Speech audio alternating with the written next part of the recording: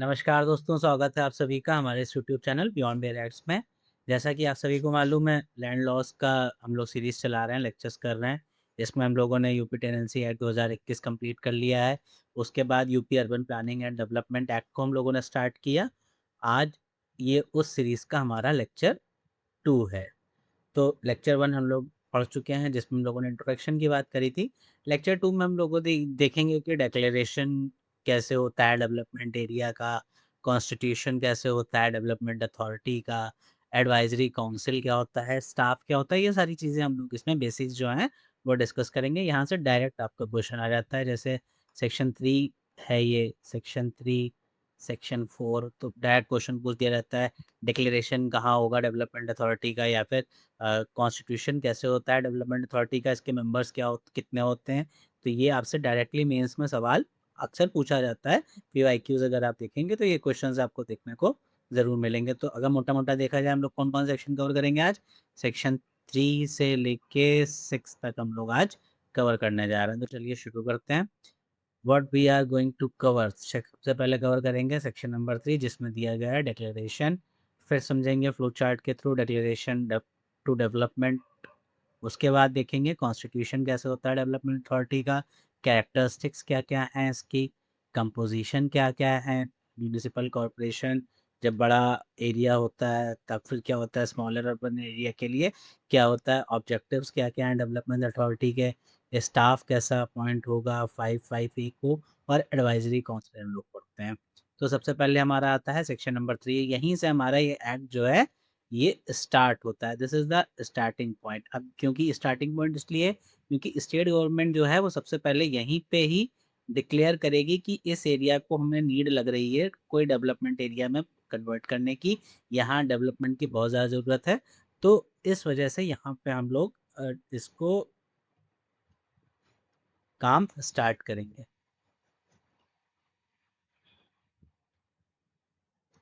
तो जब तक कोई एरिया डेवलपमेंट एरिया की तरह से नोटिफाई नहीं होगा, तब तक डेवलपमेंट अथॉरिटी नहीं बनेगी। डेवलपमेंट अथॉरिटी नहीं बनेगी तो मास्टर प्लान नहीं बनेगा। मास्टर प्लान नहीं बनेगा तो कोई भी जोनल डेवलपमेंट प्लान नहीं बनेगा। तो इसीलिए इसको मैंने बोला कि यहीं से ये एक्ट जो है वो हमारा स्टार्ट होता है। तो सेक्शन 3 क्या कहता है? सेक्शन 3 कहता है, if in the opinion of the state government के ओपिनियन में कोई भी एरिया जो है within the state requires to be developed according to a plan, it may by notification in the official gazette declare that area to be a development area। उस area को वो as a development area official notification में declare कर सकते हैं। कौन करेगा?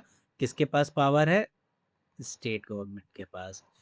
अच्छा, हम लोगों ने जो ये बनाया था डेवलपमेंट एरिया वाला कॉन्सेप्ट, ये हम लोगों ने किसकी तर्ज पे बनाया था? दिल्ली डेवलपमेंट एरिया के तर्ज पे हम लोगों ने पहले लेक्चर में कवर किया था। अब डिक्लेरेशन का इफेक्ट क्या होगा ये देखते हैं। Once an area is declared state government constitute a development authority. जैसे ही एक एरिया को स्टेट गवर्नमेंट क्या करेगी? डेवलपमेंट एरिया बनाएगी।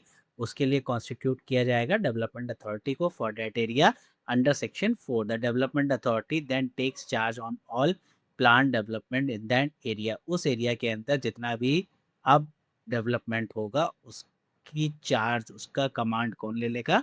डेवलपमेंट एरिया अपने हाथों में ले लेगा। इफेक्ट क्या होता है डेवलपमेंट का? डिक्लेरेशन का तो ये हो गया। Once development authority is constituted it prepares a, वो क्या करेगी? मास्टर प्लान बनाएगी which governs all development in that area. उस एरिया के अंदर जितना भी डेवलपमेंट होगा वो सब कुछ कहाँ कवर होगा? उसी मास्टर प्लान के अंदर कवर किया जाएगा। No development can be done contrary to this plan. उस प्लान के अलावा वहाँ पे कोई भी डेवलपमेंट नहीं किया जा सकता है। For example, state government issued notification in 1974 declare Lucknow as a Lucknow को डिक्लेयर किया 1974 में। उन्होंने देखा था, कब किया था? 11 सितंबर 1974 में डेवलपमेंट एरिया बनाया गया था और फिर कॉन्स्टिट्यूट किया गया था लखनऊ डेवलपमेंट अथॉरिटी। कब? 13 सितंबर 1974 में। और फिर एलडीए ने मास्टर प्लान बनाए उसके बाद फर्दर काम करने के लिए। आगे देखते हैं। पेन का कलर तो ठीक, रेड ही ठीक रहता है। हाँ, तो आगे देखते हैं। फ्लो चार्ट के हिसाब से सबसे पहले क्या होगा? State government identifies area needing plan development. State government ने वो एरिया आइडेंटिफाई किया जहाँ पे डेवलपमेंट की ज़रूरत है। नोटिफिकेशन दिया ऑफिशियल गजट में, एरिया को एज डेवलपमेंट एरिया घोषित किया। Development area constituted by the state government कहाँ दिया है, सेक्शन 4 में। उसके बाद डेवलपमेंट एरिया प्रिपेयर हुआ, मास्टर प्लान, मास्टर प्लान्स को हम लोगों ने डिवाइड किया जोन्स में। जोनल डेवलपमेंट प्लान हमारा आया सेक्शन 9 में, और एक्चुअल डेवलपमेंट यहाँ से स्टार्ट हुआ। अब ये जो फ्लो चार्ट है ये एज इट इज़ आप अपने आंसर राइटिंग के अंदर मेंस में पूरी तरीके से यूज़ कर सकते हैं। इसको उठा के कॉपी पेस्ट कर देना है आपको। जब तक आपका आंसर अलग से नहीं दिख रहा होगा ना, पैराग्राफ पैराग्राफ तो एक अलग चीज़ है, कुछ अलग से आपके आंसर में पता चलना चाहिए, क्योंकि आपको एग्जामिनर को अपना आंसर पढ़वाना है। तो एटलीस्ट वो एक नज़र मारे तो उसको लगे कि हाँ कुछ अलग लिखा है, तो उसको समझ में आ जाए क्या अंदर लिखा हुआ है। इसलिए कुछ अलग फ्लो चार्ट, कुछ डायग्राम, हम लोग भले लॉ के स्टूडेंट्स हैं लेकिन ये चीज़ भी हम लोगों को अपने आंसर्स में लिखनी पड़ेगी। जैसे यूपीएससी के बच्चे करते हैं, ज्योग्राफी में करते हैं, हिस्ट्री में करते हैं, साइड में टाइमलाइन बना दिया, इकोलॉजी में करते हैं। ऐसे ही हम लोगों को लॉ में भी ये चीज़ें रखनी पड़ेंगी, तभी हमारा आंसर जो है वो बाकी के बच्चों से थोड़ा-सा अलग होगा, थोड़ा डिफरेंट होगा, हम एक्स्ट्रा मार्क्स फेच कर पाएँगे। कॉन्स्टिट्यूशन एंड कैरेक्टरिस्टिक्स क्या-क्या होती हैं, कॉन्स्टिट्यूशन कैसे होगा, कैरेक्टरिस्टिक्स क्या होंगी डेवलपमेंट अथॉरिटी की, ये हम लोग देखेंगे। ये क्या होता है, एक बॉडी कॉर्पोरेट होगी, स्टेट गवर्नमेंट कॉन्स्टिट्यूट करेगी डेवलपमेंट अथॉरिटी गजट के साथ। ये कहाँ दिया हुआ है, सेक्शन 4 के 1 में। तो बॉडी कॉर्पोरेट होगी, मतलब कि ये एक लीगल पर्सन है, सेपरेट अपने मेंबर्स से अलग। ये अपने नाम पे प्रॉपर्टी खरीदेगी, अपने नाम पे कॉन्ट्रैक्ट्स में एंटर होगी, इसको केस में कोर्ट में सू किया जा सकता है, ये किसी को सू कर सकती है, इट कैन बी सू और सूड। उसके बाद इसका अपना एक नाम होगा, जो कि नाम कहाँ दिया जाएगा, नोटिफिकेशन में। जैसे हम लोगों ने लखनऊ के लिए देखा था, लखनऊ डेवलपमेंट अथॉरिटी नाम रखा गया था। उसके बाद perpetual succession, continues to exist even if members change। चाहे इसमें कोई भी मेंबर रहे, रिजाइन कर दे, किसी की डेथ हो जाए, कुछ भी हो जाए, लेकिन इसके पास जो इसकी प्रॉपर्टीज हैं वो इसके पास रहेंगी। परपेचुअल सक्सेशन इसकी कैरेक्टरिस्टिक्स है। डेवलपमेंट अथॉरिटी की एक कॉमन सील होगी, कोई भी काम होगा उसी सील के अंतर्गत होगा। हैज़ एन ऑफिशियल सील और stamp that makes all its document legally valid. Power to acquire and dispose of property, अब आपको डेवलपमेंट करना है तो आप किसी की प्रॉपर्टी ले भी सकते हैं और डिस्पोज ऑफ भी कर सकते हैं। Can buy, hold and sell both movable and immovable property. Power to contract and sue, जैसे हम लोगों ने देखा कि पावर टू सू की पावर भी इसके पास होती है, और ये केस कर भी सकती है। तो can enter agreements and go to the court or to be taken to the court, ये एंटर कर सकती है कॉन्ट्रैक्ट्स में। उसके अलावा कोर्ट में इसके अगेंस्ट भी केस हो सकता है, ये किसी के अगेंस्ट भी केस कर सकती है। तो डेवलपमेंट अथॉरिटी क्या है, is a body corporate, it has legal identity separate from its member and has a perpetual succession, और इसका क्या है, एक परपेचुअल सक्सेशन भी है। आगे देखते हैं, एक सेकेंड, हाँ, आगे देखते हैं कंपोजिशन ऑफ डेवलपमेंट अथॉरिटी। अब डेवलपमेंट अथॉरिटी में कौन कौन आता है, दो जगह हम लोग देखेंगे, एक लार्जर अर्बन एरिया के लिए और एक स्मॉलर अर्बन एरियाज के लिए। तो area that includes municipal corporation, हम लोग ये म्यूनिसिपैलिटी एक्ट अभी आगे पढ़ेंगे तो उसमें देखेंगे जब रूरल एरिया से ट्रांजिशनल फेज होता है तब डेवलपमेंट के लिए कौन सी अथॉरिटी होती है, जब स्मॉलर अर्बन एरिया होता है तब क्या होता है, लार्जर अर्बन एरिया होता है तो म्यूनिसिपल कॉरपोरेशन, स्मॉलर में म्यूनिसिपल काउंसिल होती है। तो ये सारी चीज़ें हम लोग म्यूनिसिपैलिटीज़ में भी देखेंगे। तो अभी यहाँ पे देखा जा रहा है कि जब लार्जर अर्बन एरिया होगा तो कंपनसेशन जो कंपोजिशन जो होगा डेवलपमेंट अथॉरिटी का वो थोड़ा सा चेंज हो जाएगा। तो चेयरपर्सन होगा appointed by state government, chairperson को किसके द्वारा अपॉइंट किया जाएगा, स्टेट गवर्नमेंट के द्वारा। फुल टाइम सैलरीड पर्सन होगा, वीसी कौन होगा, वो भी स्टेट गवर्नमेंट अपॉइंट करेगी, फुल टाइम और सैलरीड होगा। Secretary department of development authority, development authorities के जो सेक्रेटरी होंगे वो इसके एक्स ऑफिशियो मेंबर होंगे। फाइनेंस डिपार्टमेंट का जो सेक्रेटरी होगा वो भी यहाँ के एक्स ऑफिशियो मेंबर होंगे। Chief town and country planner, ये भी यहाँ का क्या होगा, एक्स ऑफिशियो मेंबर होगा। एमडी जो होंगे जल निगम के वो भी एक्स ऑफिशियो होंगे। मुख्य नगर अधिकारी एक्स ऑफिशियो होंगे, मतलब कि chief municipal officer. District magistrate जो भी होगा हर डिस्ट्रिक्ट का वो भी एक्स ऑफिशियो मेंबर होगा। इसके साथ साथ 4 इलेक्टेड सभासद councillors of municipal corporation. Municipal corporation के 4 इलेक्टेड सभासद या फिर काउंसलर्स होंगे। नॉमिनेट बाई स्टेट गवर्नमेंट, कितने मेंबर्स? 3 मेंबर स्टेट गवर्नमेंट भी यहाँ पे नॉमिनेट कर सकती है। अब ये जो आप लोगों ने टर्म देखा है ex officio, ex officio, ex officio, ex officio मतलब क्या होता है? Person hold membership automatically by virtue of official position. मतलब उसको कोई नॉमिनेट नहीं कर रहा है, वो खुद वहां पे नहीं जा रहा है, वो किसी एक ऐसी पोजीशन पे है जिसकी वजह से उसको यहाँ पे मेंबर बनाया जा रहा है। उसने वो पोजीशन होल्ड करी तो उसको यहाँ का भी भार दे दिया कि जैसे डीएम कहीं का बना तो वो यहाँ के लिए अप्लाई नहीं करेगा डेवलपमेंट अथॉरिटी के लिए कि उसको कंपोजिशन मिले, वो ऑफिशियली यहाँ का एक्स ऑफिशियो मेंबर हो जाएगा। अब जैसे हम लोगों ने देखा था लार्जर अर्बन एरिया और स्मॉलर अर्बन एरिया, तो स्मॉलर अर्बन एरिया के बारे में सेक्शन 4 सबसेक्शन 4 में दिया हुआ है। वो क्या है? स्मॉलर अर्बन एरिया में क्या होता है? जैसे हम लोगों ने देखा था पीछे म्यूनिसिपल कॉरपोरेशन थी, यहाँ पे म्यूनिसिपल काउंसिल है।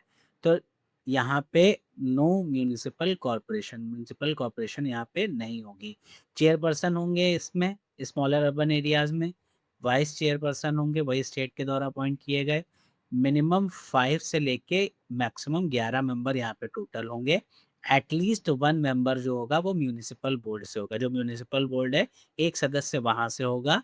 Member from notified area community having jurisdictions, members जो होंगे वो नोटिफाइड एरिया से होंगे जिनमें यहाँ का जुरिडिक्शन होगा। अब ऑब्जेक्टिव्स क्या क्या होंगे इस डेवलपमेंट अथॉरिटी के, ये हमारा सेक्शन 7 में दिया हुआ है।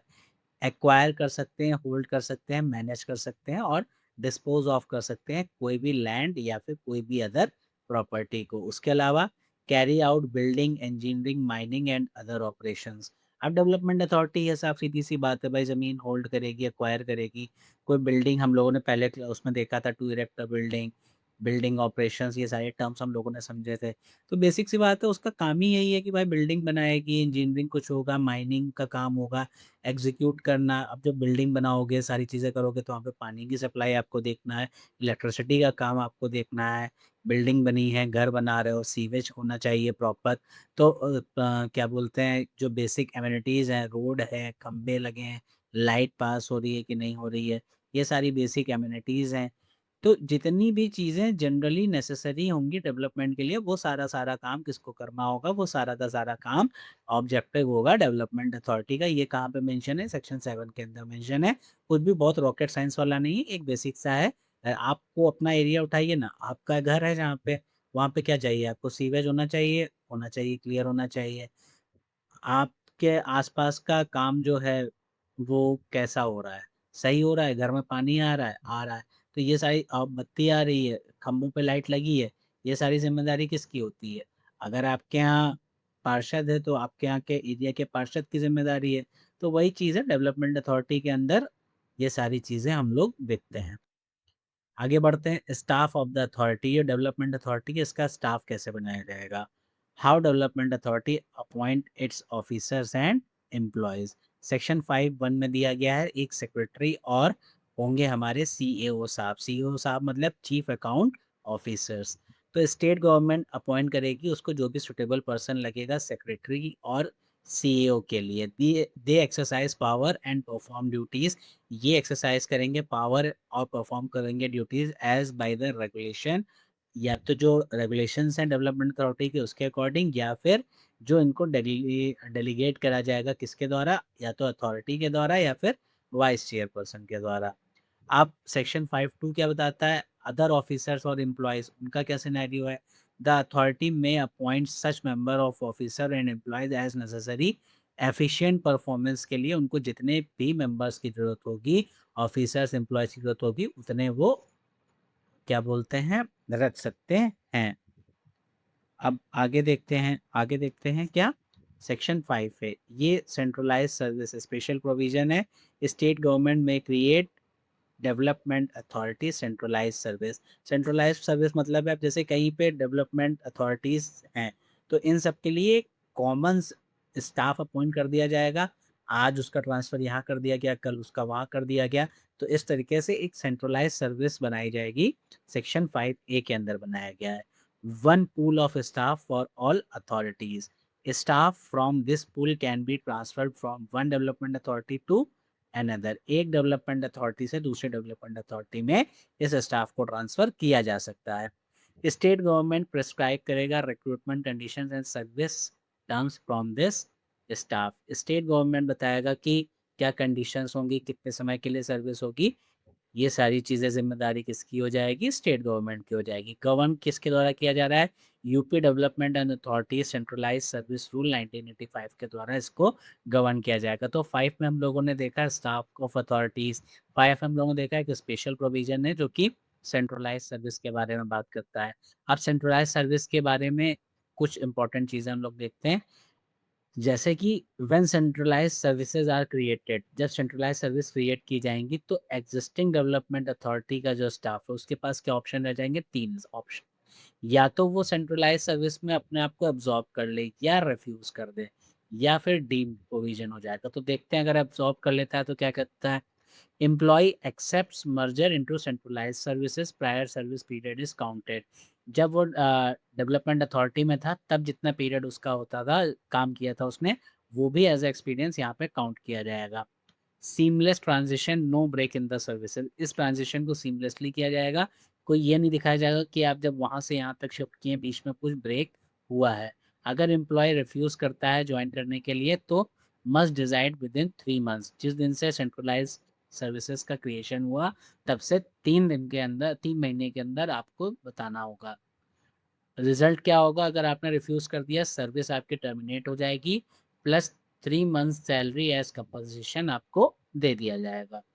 डीम एब्जॉर्ब, अगर आपने 3 महीने तक नहीं बताया तो फिर मान लिया जाएगा कि आपने एक्सेप्ट कर लिया है एब्जॉर्प्शन, आपको ट्रीट किया जाएगा as absorb candidate. Ahmad versus state of UP का केस बहुत इंपॉर्टेंट है यहाँ पे, इसी सिनेरियो में हुआ था। यहाँ बताया गया था कि जैसे आप डेवलपमेंट अथॉरिटी में हैं और आप तब किस पोजीशन पे हैं, आप टेम्परेरी बेसिस पे हैं, और उसके बाद सेंट्रलाइज्ड हुआ तो आप इसमें एब्जॉर्ब हो गए। तो ये जो आप टेम्परेरी बेसिस पे थे तो आपने जितना टाइम यहाँ पे काम किया है, तो ये टाइम भी जब आपका प्रमोशन होगा या कोई और चीज़ें होंगी तो ये टाइम पीरियड भी काउंट किया जाएगा। ऐसा नहीं है कि आप टेम्परेरी बेसिस पे थे, आपको लॉफुली रखा गया था, कॉन्ट्रैक्ट पे रखा गया था, कैसे भी रखा गया था, लेकिन आप लॉफुली थे तो आपका ये जो पीरियड है ये भी काउंट पूरी तरीके से होगा। आपका एक्सपीरियंस जो है वो वैनिश नहीं होगा। Temporary service counts for promotion when absorb, past experience does not vanish. अब देखते हैं सेक्शन नंबर 6, एडवाइजरी काउंसिल। तो एक एक्सपर्ट बॉडी डेवलपमेंट अथॉरिटी को एडवाइस करने के लिए बनाई जाएगी on planning and development matters, planning और डेवलपमेंट मैटर्स के रिगार्डिंग। जैसे कि डेवलपमेंट अथॉरिटी ने स्टेट गवर्नमेंट से क्या कहा, we are making a master plan for the whole city, we need expert advice on medical facilities, transport, industries and many sector who can help. तो state government ने इस पर respond क्या किया, we will constitute an advisory council with doctors, engineers, MPs, MLAs, transport and electricity commissioners to advise you on the master plan. Master plan बनाने के लिए state government कह रही है आप चिंता मत करिए, हम एक एडवाइजरी काउंसिल बनाएंगे जिसमें डॉक्टर, इंजीनियर्स, एमपीज, एमएलएज, आपको जिस भी बारे में एडवाइस चाहिए उस रिगार्डिंग एक बढ़िया क्या अपॉइंटेड लोग होंगे जो आपको एडवाइस कर सकते हैं।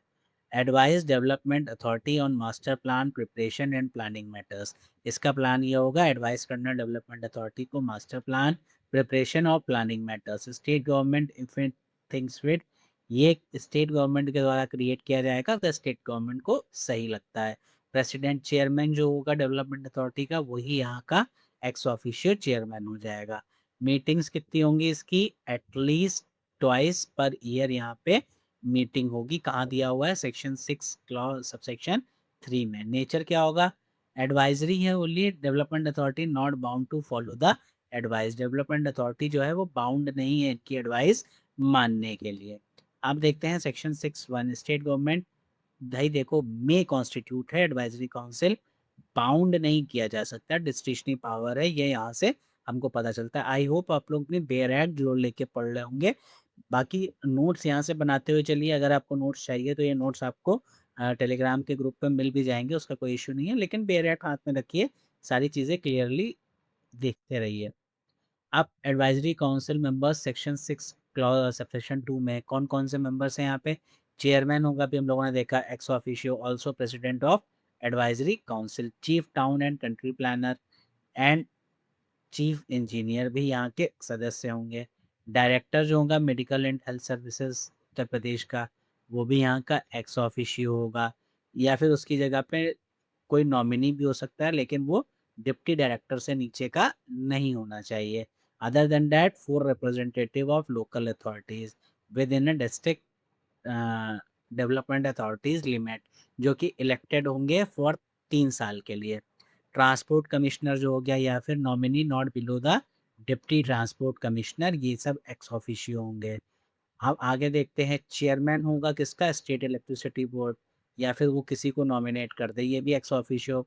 All members of Lok Sabha and state legislative assembly whose constituencies include any part of development area, जिस भी डेवलपमेंट एरिया में एडवाइजरी काउंसिल चाहिए, वहाँ के जो मेंबर होंगे लोकसभा के या फिर स्टेट लेजिस्लेटिव असेंबली के, वो भी यहाँ के मेंबर्स बन जाएंगे। All members of Rajya Sabha and state legislative council, जो भी राज्यसभा के सदस्य हैं, स्टेट लेजिस्लेटिव काउंसिल के हैं और वो उस डेवलपमेंट एरिया के अंदर रह रहे हैं, तो वो भी वहाँ के सदस्य हो जाएंगे। 3 members nominated by state government, only representing labor, 1 representing industry and commerce। I hope सारी चीज़ें समझ में आ गई होंगी। सेक्शन ये बहुत बेसिक सा है, आपको याद ही करना है, इसमें कुछ अलग से आपको समझा दिया नहीं जाएगा। चेयरमैन ही होगा, डायरेक्ट ऑफ एक्स ऑफिशियो है, वो चीज़ मैंने आपको बता ही दिया क्या होता है क्या नहीं होता है। अब ये वाला थोड़ा सा रटने वाला पार्ट होता है, ये आपको रट के काम चलाना होगा।